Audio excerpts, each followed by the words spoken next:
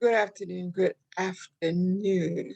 I wanted to, I've been kind of putting this off, but I decided that I'm ready to uh, talk to you all today.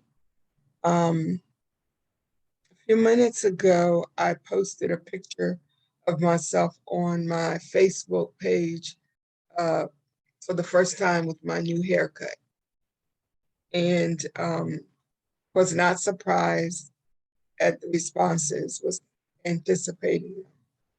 And I wanted to just share something with you. You all know how I am. I'm a pretty transparent and honest person. Um, no, I don't tell all of my business in spite of what some of you believe, but I do share what I feel is necessary to share. And so I want to say something to you about my hair. Um, Sunday past, I had some sort of a emotional break. I had for several days been feeling overwhelmed, frustrated, tired, just too much going on around me. Couldn't get my schoolwork done, couldn't focus, trying to organize a mother's cry for the coming year, trying to make some decisions regarding my ministry, uh, aspect of my life. Um, Financially struggling, just everything was going on. And then Sunday, all of a sudden, I was looking around and it was like turmoil everywhere, just stuff everywhere. Um, and I remember going and picking up a pair of the scissors. And, but I honestly do not remember step by step uh, cutting my hair. I really don't. In the past, in my life, whenever something major was happening, whether it was good or bad, um, when I just wanted to change, when I felt there was a needed change, I usually did it to my hair. Um, change colors every couple of weeks. My mother used to say to me, you know, you're going to wake up one day, all of your hair is going to be on the pillow because you keep changing these colors, putting these colors in it. But so my hair was my go-to thing for years when I wanted change. But I guess on some subconscious level, that's what happened Sunday night because I really don't remember um, just chopping, chopping, chopping, and using no mirror and using no nothing, just chopping. So my hair kind of, when I finished, you know, and I was crying through the whole thing, crying like belly ache, crying. And when I finally got myself together and went and looked at my hair in the bathroom, it looked like my 2-year-old grandson had cut it. It was just a mess. But at the same time, I felt some level of a release. And so I just was staring at my hair like, oh my God, what am I going to do with this? Like, so I called a friend of mine, and I want you to listen very closely to this, to what I'm sharing today, because there's a lot of pieces in here um, that are important that I think you need to hear that will bless you. Um, I had carried all of this stuff for a while and then just bubbled over like a volcano and had to be released. Um, I went to what used to be, or what has always been my physical manifestation of a change, and that is my hair. Okay, so I'm looking at my hair in the mirror and I'm still crying. Not hysterical anymore, but tears are still coming down. And I'm saying, what am I going to do with my hair? So I thought about a friend of mine who has been a friend for many, many, many, many years, but we don't talk on a regular basis. Um, but she came to my mind, and she's a local hair salon owner, hairstylist, whatever. But at that moment, all I knew was I needed to talk to her. And again, I hadn't talked to her in a while. I didn't even think about, oh, she's going to say, well, I haven't heard from you. I didn't, none of that, none of that. When you're in crisis mode, you want help, period. And so I called her and I said, how much would you charge to come shape my hair up? And she said, that's all you needed to shape up. And I said, and she said, oh, I'm not going to charge you anything for that. Everything is not about money. Sometimes it's just about, doing something for somebody. When she said that, I started crying again. And then began to explain to her what had happened. Like,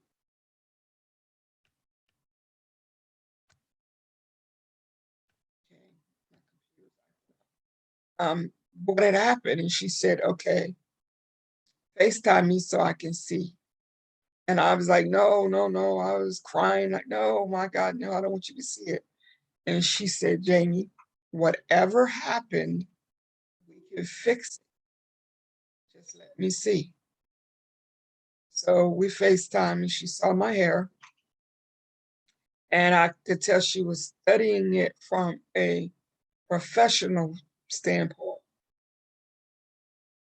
trying to see what she could do.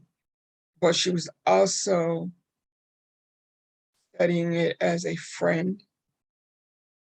And she says to me, okay, so that's fine. Don't stress about that. You don't have to cry about that anymore. We're going to fix your hair. Your hair is going to be fine. But we both know that what happened has really nothing to do with your hair. So we need to address that. What caused you to go to that extreme? We'll talk about that when I see you. I'll be praying for you and we'll get together. So we made a plan for her to see me Tuesday. So I just said, okay, till Tuesday, I'll just keep far from my head. Because it's not like I go anywhere anyhow, except, for appointments and stuff. So hour or so later, she calls me back and she says, I need to go out and take care of something. So I'm just going to come on by and we're going to get your hair fixed so you can have peace. So she came over, brought all her supplies, dyed my hair because the roots were gray, but there were still like black pieces sticking off like spiders. And because I wasn't looking at what I was doing, I was just chopping. I like almost had bald spots in different places. So forth and so on. So she came in and she looked at it and she said, we're going to fix it. Don't worry about it. Then some level of shame and embarrassment I was experiencing, but she never said anything that made me feel bad. She didn't say, oh my God, why would you do something like that? Or, you know better than that. Sometimes people just don't really know how to um, address people when they're going through something. Like, you have to be really sensitive to what that person is feeling at that time. Because my philosophy, you feel what you feel. So I'm not going to pretend I don't feel whatever it is I'm feeling. And you don't need to pretend that you don't know that I'm feeling bad. So she didn't do any of that. She didn't say, I can't believe you did that. This is a mess. Um, oh my God, I don't know how in the world she didn't do any of that. All her words were calming, soothing, spiritually uplifting, like a balm to my soul at that time. So she came in and she cut it down and she dyed it and shaped it up and everything. And then we kind of laughed because she said, "You have the right shaped head for this hairstyle." We kind of laughed about it. And I said, "My sister Kelly always telling me that peanut head looks good with your haircut." So I was able to laugh about that. And so all week long, I kept trying to figure out exactly what happened. Not to figure out exactly what happened, but to analyze it and accept what had happened Sunday. Also, I don't know how many of you read my blog. I wish more would read my blog. But this month's blog really is like the theme that I have adopted for the whole year. And the title of it is Becoming What I Already Was. And as I was mentioning in the blog, and you can read the blog to get all the whole thing, but at the end of last year, more and more when I would talk to my son and talk to a couple of people who I have great respect for spiritually, and we would talk about becoming who we were predestined, who we were already created to be, getting through all of this foolishness and these chains and all these restrictions and all that to become who we were created to be. And so I just kept playing over my head, and I said, I felt Spirit say to me that that was to be my theme for January. Um, and so I normally put my blog up first 1 or 2 days of the month, but not for some reason, for a lot of reasons, I just could not get it together. So here we are, 20 something, almost the end of January. And I finally got the blog up, I think a couple, but I was thinking about the release and the relief that I felt once I accepted that my hair was gone and I felt myself exhale emotionally and spiritually. And so then as I was thinking about writing the blog and the topic becoming what I already was, I just feeling that in my spirit so heavy. And so I happened to come across, and I don't believe in coincidence. I believe that everything happens with purpose and on purpose. And just out of nowhere, I came across a paper that I had written back in January 2012, 2012 or 2013. I think it was 2013, with the same title, Becoming What I Already Was. It was a little different, but it also addressed how we are predestined to do certain things. It could be certain ways or what have you. And I was talking to my oldest son, who, in spite of being incarcerated, is one of my greatest spiritual advisors. I mean, like where he is now, his redemptive journey to the place where he is never ceases to amaze, never ceases to amaze. So I was talking to him about it and talking to him about a dream I had had the night before. And he gave me the interpretation for that dream. And he said, I was telling him about the blog, and he says, "What was the date again, the first time you wrote it?" And I said, "January 2013. And so you do realize that that was 9 years ago?" And I said, "Yes." And he said, "Okay. Remember, 9 is the number for circle of life. Like it takes 9 months for baby to be born. So spiritually, you have been born into a new level of existence." and 9 defines predestination. So the more I read and the more I listened to what he was saying and the more I studied, and then I realized that even the cutting of my hair um, reflects a new version of me, a better version of me who is becoming exactly who I already was at creation before all of the toxicity of humanity and uh, religion and education um, and society, for all of that stuff corroded me. I am becoming the person that I was already predestined to be. So I wanted to just share that with you because I see some of you made some comments about my hair, like, you're kind of shocked or whatever. So rather than, and I had wanted to say, to share that experience with you, I just wasn't sure when I was going to experience, I'll share it, but today's to be that day. And I want you to just release whatever it is that you need to release that is holding you back, whether it's sadness, whether it's grieving someone that you've lost, whether it's frustration.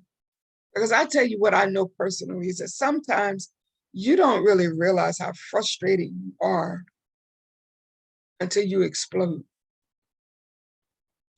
You don't realize the weight that you're carrying until you release it. And then you say, oh my, I feel so much better. I didn't realize I was that burdened down. I know from personal experience that there is not a person on the planet more miserable than a woman who is pregnant beyond her due date. Oh my God. Physically, you're miserable. Everything is swollen. Everything hurts. Physically, emotionally, you're tired, you're worn out, you're sick of people saying, hang in there. You're sick of people saying it's almost over. You're just sick of all that. And so the only relief that you can get in that situation is when you deliver that baby and you release what was inside of you. So today I want to encourage you to deliver what's inside of you, to release it. Don't let another year go by with you saying, I'm going to do this, I'm going to do that, I'm going to do it. Do it. Release it. Release it. This is the year for you to become who you were already predestined to. We've waited long enough. We've allowed other people to dictate to us long enough who we are and what we should be doing and what we shouldn't be doing. Strengthen your relationship with your creator. Tune into your highest spiritual self.